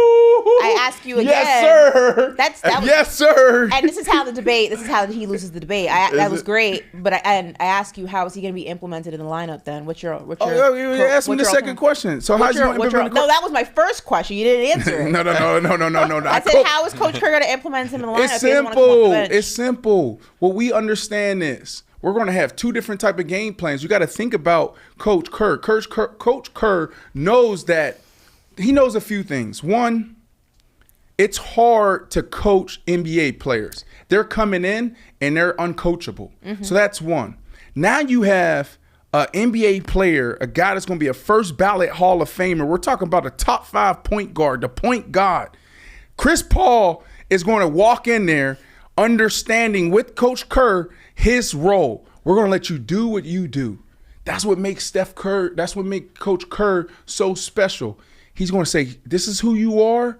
We're not going to change this in the dog days of your career. So when Steph Curry's on the floor and they're doing their thing, that's the typical traditional Golden State Warriors. When Chris Paul comes in, everything is all traditional and it's going to run through Chris Paul. All this pick and roll, all this, hey, you do this, you do that. That's what you're going to see out of Chris Paul. That's his role, and he knows that. Bingo. And that's time. Let's keep going. Give me one more. I'm cooking Ashley right now. He still didn't answer the question. I just did. No, you didn't. What? You still didn't answer the question. What else you want from me? That didn't answer the question. What was your question? The question was, if he him? doesn't want to come off the bench, how are you going to implement him in the lineup? If he doesn't want to come off the bench, that's my question. Dude, what are you talking? All right, I'm this asking is real. you a very specific question. Okay. Chris Paul. You have to understand this. There's discussions that happen before these transactions occur and they get to us. Chris Paul knew this was happening before we did. Chris Paul and Steph Kerr sat down. The Golden State Warriors and Steph Kerr sat down with Draymond Green and Klay Thompson and also Steph Curry. They sat down and said, hey, are you guys okay with this? They sat down and talked about these things. And everybody signed off. So I can't even answer that question because it's hard for me to even think that Chris Paul won't accept this role. But if that's the case, because you truly want me to answer this question, Ashley Nicole Moss, I'm going to say this to you. You cut his ass. You trade him. We can't have it. Chemistry and continuity is everything in all sports. Chris Paul has to come off the bench. He knows that. Yeah, Corey, you smell what? Close the show. He's still what? How did I not I'm asking you a very specific question. I'm asking you to give me your game plan, not what there he ain't has no to game. do. I just told you I cut him. Distract everybody from the question. No, He running circles around the question. I just said I cut him. He's like the Magic Man. Like he throwing everything at you so that all of a sudden you just mesmerize. What he did. I just said it though. I said cut him. That's Trade not. him. That's not. That is. That's not. Point blank period. I'm telling you. It's like this. A bunch of. And the next thing you know, you're like, oh, okay. And you forgot what the question was. But see, all right, well, I'll never forget. Did I not answer the question? Doesn't matter. Corey, close the show out. You did to the best of your ability. Best of your ability. We'll take it. Nervous. Look at the chat. The chat saying, B, baby. B, baby. Look at the chat jumping for me. Hey, well, listen, maybe She's nervous. Maybe we'll incorporate this debate concept. They said, but anyways, for real, he is. Because you know what politicians do? Never answer the question. I answered the question. I said, cut him. Go ahead, Corey. It's too funny. Well, hey, look, that's another week of paper route. Yeah, it was another great week. But this is a fast week, y'all, right? Yeah, no, it did. Go We got the Friday Junior pretty quick. Anybody We love y'all. Anybody have good plans for the weekend? Anyone doing something fun? No. Stay out of the sun. Rolling Loud weekend? Anyone going outside? Oh, it is Rolling Out weekend this I've weekend? never been to Rolling Loud. I've never been to a Coachella. Coachella a lot of was people so here in much town fun. now. Feel like I getting loved sweaty with a bunch Coachella. of people. I went for the best Coachella, Oh. Beachella. I'm going to see Messi tomorrow. Really? Very cool. I'm going to the game to see Messi Oh, yeah, tomorrow. you How much was that Messi, ticket? Messi. Yeah, I got it for a good price. How much? An So undisclosed don't worry amount. about it. He said, mind your business. Just mind your business. Yo, this is Ashley Nicole Moss, Brandon Marshall. I just cooked Ashley on all things NBA. She tried to put me in the hot spot. She tried to put me in the frying pan. It's She hot tried to seat, put but- me in the toaster. She tried to put me in the oven. She tried to put me in the microwave. And just like that, I cooked her once again. The chat got my back. They know Ashley Nicole Moss tried me, and I stood up to the test. Faction Talk Channel 103, Sirius XM. Corey in the booth. No, Corey out. Corey in the cut. Woo out west. Ashley Nicole Moss. Tell the people goodbye. Tell the people we'll see you Monday. And tell the people how I cooked your questions. Because I ain't cook you because we ain't debate, but I cooked your questions and I gained mad respect from you. Yes or no? No. Goodbye, y'all. Have a good weekend. Oh.